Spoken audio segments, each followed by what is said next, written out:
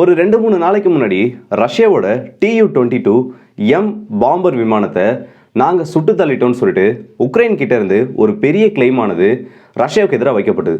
இதுக்கு எவிடன்ஸா இந்த விமானமானது அப்படியே வானத்திலிருந்து எரிஞ்சுக்கிட்டே கீழே விழுந்து வெடிச்சு செதற மாதிரி ஒரு வீடியோவையும் உக்ரைனோட மினிஸ்ட்ரி ஆஃப் டிஃபென்ஸ், அது மட்டும் இல்லாமல் உக்ரைனோட ஸ்பை ஏஜென்சின்னு சொல்லிட்டு எல்லாருமே வெளியிட்டு ஒரு பெரிய வெற்றியாக கொண்டாடிட்டு இருந்தாங்க. ஆனால் அதே டைமில் ரஷ்யாவும் ஒரு விஷயத்த சொன்னாங்க, எங்களோட ஒரு பாம்பர் விமானத்தை நாங்கள் இழந்துட்டோம், ஆனால் அதை உக்ரைன் சுட்டு வீழ்த்தல, ஒரு டெக்னிக்கல் மால் ஃபங்க்ஷனால தான் இந்த விமானமானது கீழே விழுந்துச்சு, மற்றபடி உக்ரைனுக்கும் இதுக்கும் சம்மந்தம்னு சொல்லிட்டு ரஷ்யா ஒரு கிளைம் வச்சிருக்க டைமில் இதுக்கு நடுவில் யூகேவோட மினிஸ்ட்ரி ஆஃப் டிஃபென்ஸ் என்ன ஒரு வேலையை பண்ணிட்டாங்கன்னா, சோவியத் ரஷ்யாவோட பழைய ஒரு மிசைல் காம்ப்ளெக்ஸான S-200 யூஸ் பண்ணி தான் இந்த விமானமானது சுட்டு வீழ்த்தப்பட்டிருக்குன்னு சொல்லிட்டு உக்ரைனுக்கு சப்போர்ட்டாக அவங்க ஒரு ஸ்டேட்மெண்ட்டை கொடுத்துட்டாங்க.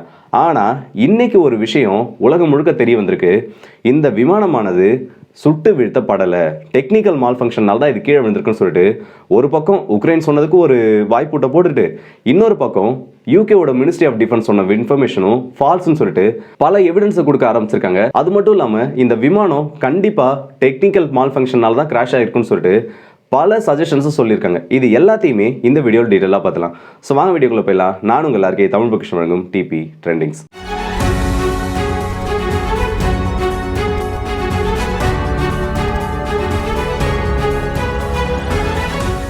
முதல் விஷயமா இந்த விமானத்தை பற்றி பார்க்கணும்னா, இந்த விமானம் ரஷ்ய விமானப்படைக்கு ஒரு அஃபென்சிவ் கேப்பாசிட்டியை கொடுத்த ஒரு முக்கியமான விமானம் சொல்லலாம். இந்த விமானமானது உருவாக்கப்பட்டது சோவியத் ரஷ்யா காலகட்டத்தில். ஒரு 54 வருஷமா இந்த விமானமானது சர்வீஸில் இருக்கு. இது அதிகபட்சமாக ஒரு 570 எண்ணிக்கையில் இது வரைக்கும் உருவாக்கியிருக்காங்க. ஆனால் சோவியத் ரஷ்யா உடஞ்சதுக்கு அப்புறமா 1990களில் இந்த சோவியத் யூனியன் உடஞ்சு பல நாடுகளாக சிதறுண்டு போகிறப்போ ரஷ்யா கிட்ட ஒரு 90 விமானங்கள் வரைக்கும் இவங்களோட பங்கானது ஒதுக்கப்படுது. மற்ற நாடுகள் எல்லாத்துக்கும் கொஞ்சம் கொஞ்சம் விமானங்கள் சொல்லிட்டு அவங்க நாடுல எவ்வளோ இருந்தோ அதை அப்படியே நிறுத்திக்கிட்டாங்க. இப்படி ரஷ்யா கிட்ட ஒதுக்கப்பட்ட விமானங்கள்ல இன்னைய வரைக்கும் 50லிருந்து 70 விமானங்கள் வரைக்கும் இருக்கு.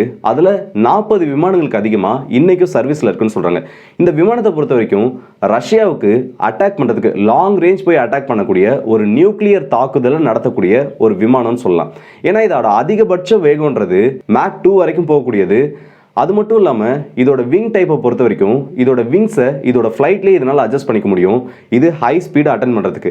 அதிகபட்சமாக unguided bombs, aerial bombs, air to ground bombs, antiship மிசைல்னு சொல்லிட்டு பல வகையான ஏவுகணைகளை இந்த விமானத்தால் சுமந்துக்கிட்டு போயிட்டு தாக்குதல் நடத்திட்டு சேஃபாக வர முடியும். அது மட்டும் இல்லாமல் ஒரு 40,000 அடி உயரத்துக்கு மேலே இந்த விமானமானது சாதாரணமாக பறக்கக்கூடியது. ஒரு 6000 கிலோமீட்டர் வரைக்கும் ரேஞ்ச் இருக்க ஒரு விமானம் சொல்லலாம். ரஷ்யாவோட பார்டர்லேருந்து இந்த விமானமானது கிளம்புச்சுன்னா ஒரே ஸ்ட்ரெச்சில் பிரான்ஸ் வரைக்கும் கூட இந்த விமானத்தால் போயிட்டு தாக்குதல் நடத்த முடியும். அந்த அளவுக்கு ரொம்பவே ஒரு முக்கியமான விமானம் இது சொல்லலாம். இந்த விமானமானது உக்ரைனுக்குள்ள பல தாக்குதல் நடத்துறதுக்கு காரணமாக இருந்துச்சு. கடந்த ஏப்ரல் 19ஆம் தேதி நடந்த ஒரு தாக்குதலில் கூட இந்த விமானமானது உக்ரைனுக்குள்ள ஈடுபட்டிருக்கு. ஆனால் இதுக்கப்புறம் தான் கதையே ஆரம்பிக்குது. இப்படி தாக்குதல் நடத்திட்டு அதோட பேஸ்க்கு செவட்டோபோல்னு ஒரு இடம் சொல்லுவாங்க, ரஷ்யாவோட சி ஆஃப் அசோவுக்கு பக்கத்தில் இருக்க ஒரு இடம். அந்த இடத்துக்கு இது திரும்பிட்டு இருக்கப்போ இந்த விமானமானது அதோட சிக்னல்ஸை இழக்குது. சிக்னல்ஸை இழந்ததுக்கு அப்புறமா ஒரு சில நிமிஷங்களில், ஒரு அரை மணி நேரம் கூட இல்லை, அதுக்குள்ள இந்த விமானமானது கீழே கிராஷ் ஆகுற மாதிரி முதல்ல அந்த வீடியோ தான் ரிலீஸ் ஆகுது. யாரோ ஒரு அன்னோன் பர்சன் இதை வீடியோவாக எடுத்து ட்விட்டரில் ஷேர் பண்ணுறாங்க. இதை ட்விட்டரில் ஷேர் பண்ண எண்ணி 4வது நிமிஷத்தில் உக்ரைன் கிட்ட இருந்து ஒரு கிளைம் ஆனது வருது, நாங்கள் இந்த விமானத்தை சுட்டு தள்ளிட்டோம்னு சொல்லிட்டு. முதல் நியூஸ் வந்ததே இந்த விமானம் கீழே விழுறதுக்கான வீடியோ தான் ரிலீஸ் ஆச்சு. அடுத்தது தான் உக்ரைன் இதுக்கு கிளைமாக வைக்கிறாங்க. ரஷ்யா அதுக்கு அப்புறமா ஒரு விஷயத்த சொல்கிறாங்க, இந்த விமானமானது எங்களோட கம்யூனிகேஷன்ஸ்லேருந்து மறைஞ்சது, டெக்னிக்கல் கோளாறுகள் காரணமாக தான் இந்த விமானம் கீழே விழுந்து நொறுங்குச்சு, மற்றபடி யாரும் இதை சுட்டு வித்துறன்னு சொல்லிட்டு. ஆனால் அதுக்குள்ள உக்ரைனில் இது ஒரு பெரிய விஷயமா பார்க்க ஆரம்பிச்சிட்டாங்க. நிறைய இதை கொண்டாடவே ஆரம்பிச்சிட்டாங்க. முக்கியமான ரஷ்யாவோட விமானத்தை சுட்டு வீழ்த்திட்டோம், இது நமக்கு கிடைச்ச ஒரு பெரிய வெற்றின்னு சொல்லிட்டு. இதுக்கு யூகேயோட மினிஸ்ட்ரி ஆஃப் டிஃபென்ஸ் ஒரு 2 நாளைக்கு முன்னாடி என்ன சொல்லியிருந்தாங்கன்னா, முதல்ல உக்ரைன் இதை கிளைமாக வச்சது பேட்ரியாட்டை யூஸ் பண்ணி நாங்கள் இந்த விமானத்தை கீழே வீழ்த்திட்டோம், பேட்ரியாட் மிசைல் போயிட்டு இதை அடிச்சு கீழே விழ வச்சிருச்சுன்னு சொன்னாங்க. ஆனால் யூகேவோட மினிஸ்ட்ரி ஆஃப் டிஃபென்ஸ் பேட்ரியாட்லாம் இதை அடிக்கல, S-200 சோவியத் ரஷ்யாவோட ரொம்ப பழைய மிசைலான S-200 யூஸ் பண்ணி தான் இந்த விமானமானது கீழே வீழ்த்தப்பட்டிருக்குன்னு சொல்லிட்டு அவங்களோட ஒரு கிளாரிஃபிகேஷனும் கொடுத்தாங்க. ஆனால் இப்போ தான் ஒரு விஷயம் புரியுது, இது ரெண்டுமே உண்மை இல்லைன்னு சொல்லிட்டு. இதுக்கு முக்கியமான காரணமாக இப்போ நிறைய பேர் என்ன சொல்ல ஆரம்பிச்சிருக்காங்க, நிறைய முன்னாள் ஏர்ஃபோர்ஸ் வீரர்கள் என்ன சொல்ல ஆரம்பிச்சிருக்காங்கன்னா, பேட்ரியாட்டும் சரி S-200ம் சரி அதோட ரேஞ்சுன்றது நமக்கு தெரியும், ஒரு 150லேருந்து 200 கிலோமீட்டருக்குள்ள அதிகபட்சமாக ஃப்ரண்ட் லைன்லேருந்து ஆப்ரேட் பண்ணலாம். ஆனால் இந்த விமானமானது கிராஷ் ஆன இந்த செவட்டோபோல்ன்ற இடம் ஃப்ரண்ட் லைன்ல இருந்து ஒரு 400 கிலோமீட்டர் தொலைவில் ரஷ்யாவோட டெரிட்டரிக்குள்ள டீப்பா இருக்கிற இடம்.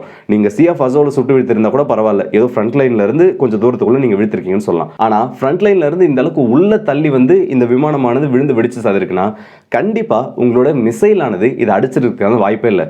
ஏன்னா ஃப்ரண்ட் லைனை தாண்டி ரஷ்யாவோட ரேடார் ஸ்டேஷன் அத்தனை இடத்துல இருக்கு, ரஷ்யாவோட ஏர் டிஃபென்ஸ் சிஸ்டம்ஸ் அத்தனை இடத்துல இருக்கு. இது எல்லாத்தையும் தாண்டி ஒருவேளை அந்த மிசைலோட ரேஞ்சுக்குள்ள இந்த விமானமானது அடிபட்டு அதுக்கப்புறம் கிளைட் ஆகி வந்திருக்குன்னா கூட இவ்வளவு தூரம் வந்திருக்கிறதுக்கான சான்ஸ் இல்லை. ரெண்டாவது காரணம் தான் ரொம்பவே முக்கியமா பார்க்கக்கூடிய ஒரு விஷயம். இந்த விமானமானது மேக் 2 வேகத்தில் பறக்கூடியதுன்னு நான் சொன்னேன். அதுவும் இது ஆயுதங்களை டெலிவரி பண்ணிட்டு திரும்ப அதோட பேஸ்க்கு திரும்புறப்போ கண்டிப்பா ஹை ஸ்பீட்ல தான் வந்துட்டு இருக்கும். அப்படி ஹை ஸ்பீட்ல வரப்போ பேட்ரியாட்டோட மிசைலை வச்சோ இல்ல S-200 மிசைலை வச்சோ இதை நீங்க ஹீட் சிக் பண்ணி இல்ல ஆப்டிக்கல் இமேஜஸ் வச்சு நீங்க அடிச்சீங்கன்னா கூட இதோட பாகங்களானது டேமேஜ் பண்ணப்பட்டுச்சுன்னா, ஒரு 2000 கிலோமீட்டருக்கு வேகத்துக்கு மேலே ஒரு பறந்துட்டு இருக்க விமானமானது திடீர்னு இப்படி ஒரு மிசைல் தாக்குதலுக்கு உள்ளாச்சுன்னா அது உடனடியாக அந்த இடத்துல வெடிச்சு செதறணும். அப்படி இல்லையா டேமேஜ் பண்ணப்பட்டு ஹை ஸ்பீடில் கீழே இறங்க ஆரம்பிக்கும். இதை என்ன சொல்லுவாங்கன்னா ரொட்டேஷனல் ஃபிளிப்னு சொல்லுவாங்க.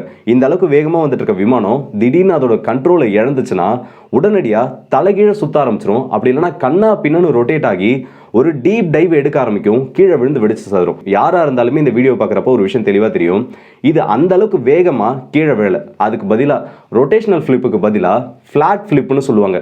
ஒரு விமானமானது ஹை ஸ்பீடில் போயிட்டு இருக்கப்போ கொஞ்சம் கொஞ்சமாக அதோட வேகம் குறைஞ்சு ஒரு கான்ஸ்டன்டான வேகத்தில் அதோட சர்ஃபேஸ் கொஞ்சம் கூட ஃபிளிப் ஆகாமல் ஒரு நார்மலான வேகத்தில் கீழே டிசென்ட் ஆகிறது தான் இந்த ஃப்ளாட் ஃபிளிப்னு சொல்லுவாங்க. இந்த விமானமும் அதே மாதிரி தான் ஃப்ளாட் ஃபிளிப் ஆக ஆரம்பிச்சிருக்கு. இதோட வேகமானது கொஞ்சம் கொஞ்சமாக தான் குறைய ஆரம்பிச்சிருக்கு. ஒரு மிசைல் அட்டாக் நடந்துருந்துச்சுன்னா இந்த அளவுக்கு ஒரு கான்ஸ்டன்டான வேகத்தில் இது குறைஞ்சிருக்காது, ரொம்பவே அதிவேகத்தில் கீழே விழுந்து நொறுங்கியிருக்கும். ஸோ இந்த விமானமானது ஃப்ளாட் ஃபிளிப் ஆகுறதுனால இந்த விமானம் டெக்னிக்கல் கோளாறு காரணமாக தான் நடுவானத்திலிருந்து கீழே கொஞ்சம் கொஞ்சமாக இறங்க ஆரம்பிச்சிருக்கு. இதோட 2 விமானிகளும் இதை விட்டு எஜெக்ட் ஆயிட்டாங்க. இப்போ ரஷ்யாவோட லேட்டஸ்ட் சோர்சஸ் படி பார்த்தோன்னா ஒரு விமானி உயிரிழந்துட்டாரு, இன்னொருட விமானியோட நிலைமை என்ன ஆச்சுன்னு தெரியல, தேடிட்டு இருக்கோன்னு சொல்லியிருக்காங்க. இந்த தொழில்நுட்ப கோளாறு காரணமாக தான் இந்த விமானத்தில் ஃபயர் ஏற்பட்டு இது கீழே ஆக்சிடென்ட் ஆயிருக்கணும். ஏன்னா இந்த விமானத்தை இதுக்கப்புறம் நம்மளால கண்ட்ரோலுக்கு கொண்டு வர முடியாதுன்னு சொல்லிட்டு அதோட வேகத்தை எல்லாம் குறைக்கிறதுக்கு உங்களை எவ்வளோ ட்ரை பண்ணியிருப்பாங்களோ பண்ணிட்டு அதுக்கப்புறமா அந்த விமானிகள் எஜெக்ட் ஆனதுக்கு அப்புறமா தான் இது இந்த ஃப்ளாட் ஃபிளிப்ன்ற ஒரு கேட்டகரிக்குள்ள வந்திருக்கும். மற்றபடி இந்த விமானமானது சுட்டு வீழ்த்தப்பட்டிருக்கிறதுக்கான வாய்ப்பே இல்லை. சரி, ஒரு கட்டத்துக்கு மேலே கிடைக்கிறதெல்லாம் போனஸ்னு ஒரு கேட்டகரி இருக்கும்.